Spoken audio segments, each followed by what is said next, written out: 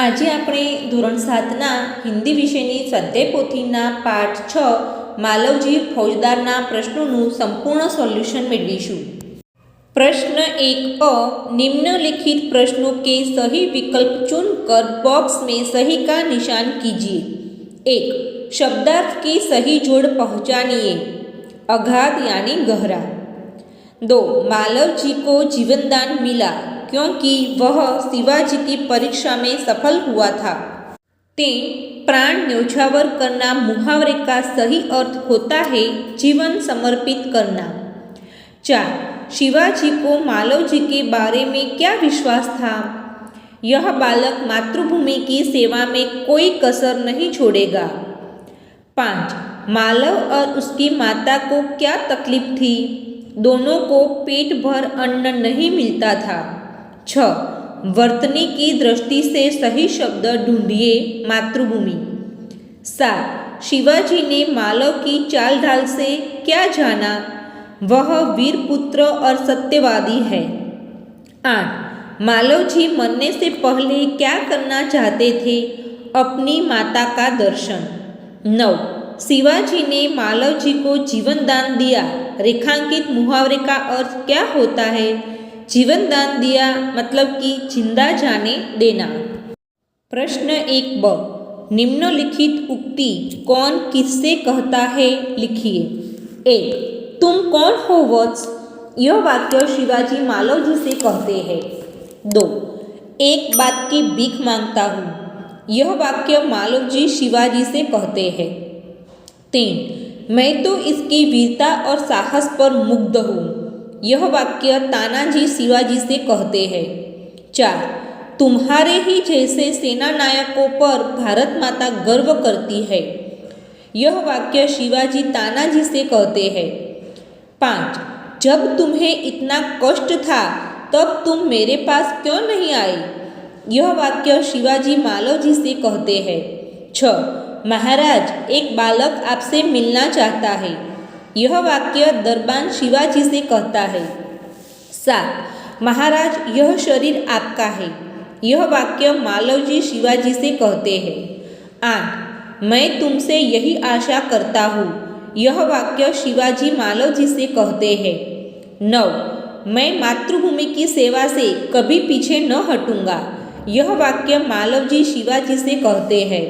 10 मैं किस प्रकार भारत माता का दुख दूर करूं?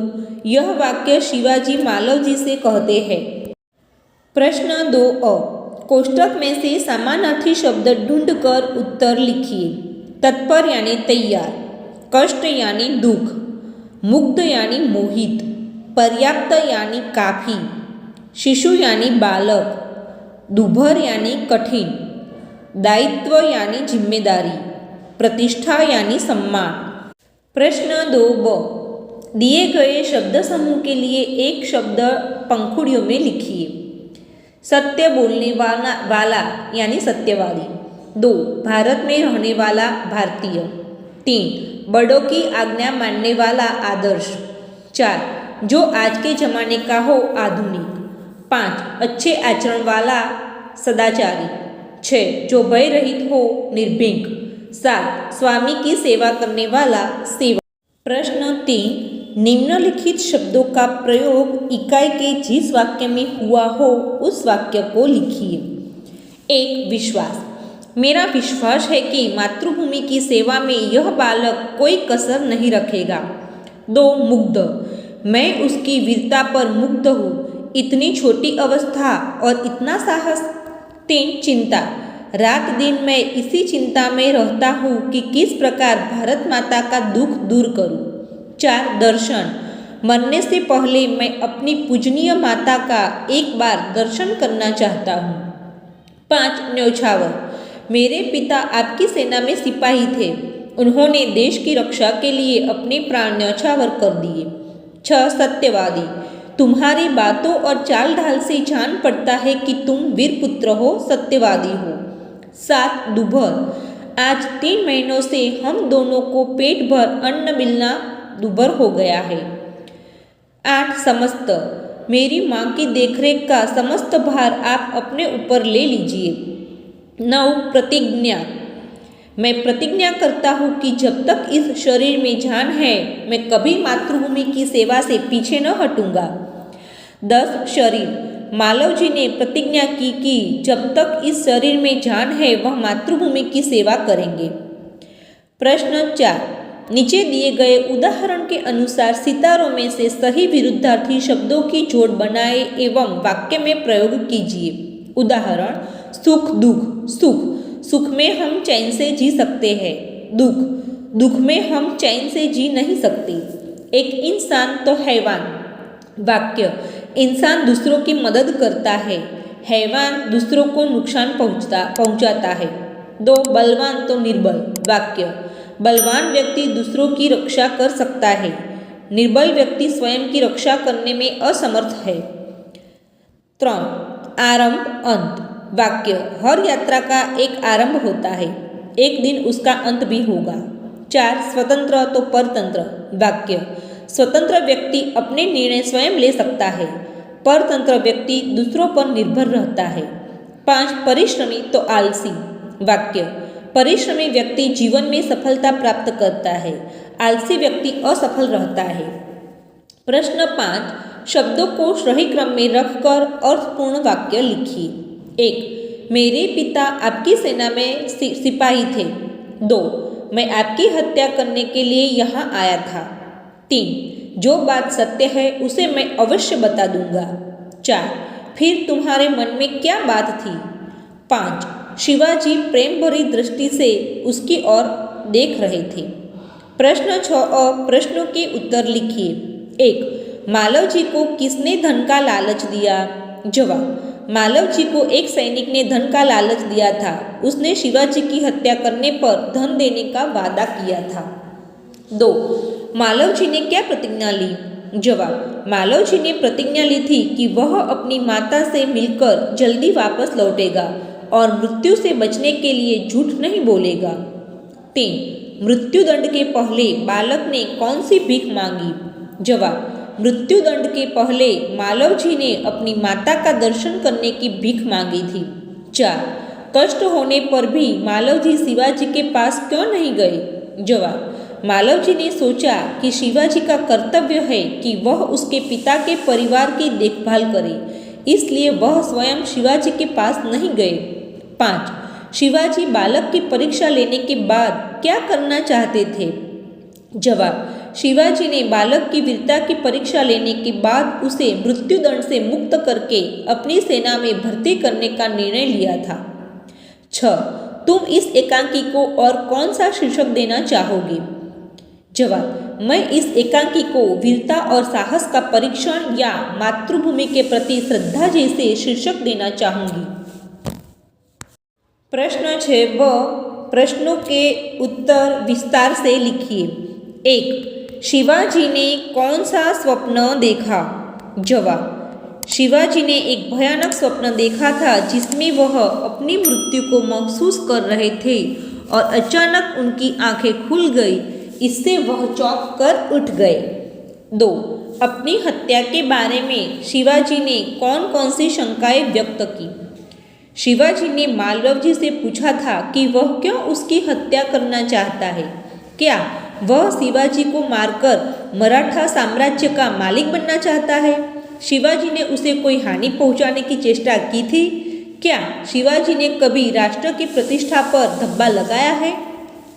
3 मालव जी शिवाजी का वध करने के लिए क्यों तैयार हो गया। जवाब: मालव जी शिवाजी का वध करने के लिए तैयार हो गया क्योंकि उसके पास पर्याप्त धन नहीं था और उसकी माता और वह भूख से तंग आ चुके थे। एक सैनिक ने उसे लालच दिया कि वह शिवाजी को मारकर धन प्राप्त कर सकता है। 4 शिवाजी ने आभार व्यक्त करने पर तानाजी ने क्या कहा। शिवाजी ने तानाजी से कहा था कि मारने वाले से बचाने वाले में अधिक शक्ति होती है। तानाजी ने उनकी जान बचाई, इसलिए वह तानाजी के आभारी थे और उन्हें धन्यवाद दिया। 5 शिवाजी बालक को सेना में क्यों भर्ती करना चाहते थे। जवाब: शिवाजी ने बालक की वीरता और साहस को देखकर उसे अपनी सेना में भर्ती करने का निर्णय लिया। वह मानते थे कि मातृभूमि की सेवा में वह कोई कमी नहीं छोड़ेगा और उसका साहस राष्ट्र के लिए फायदेमंद होगा। प्रश्न 7 अ निम्नलिखित वाक्यों में से विशेषण को रेखांकित करके उनके भेद लिखिए। 1. परिश्रमी छात्र कभी असफल नहीं होते। परिश्रमी गुणवाचक विशेषण। 2. मोहन 20 किलो आटा लाया। 20 किलो परिमाणवाचक विशेषण। 3. राम ने 5 मीटर कपड़ा खरीदा।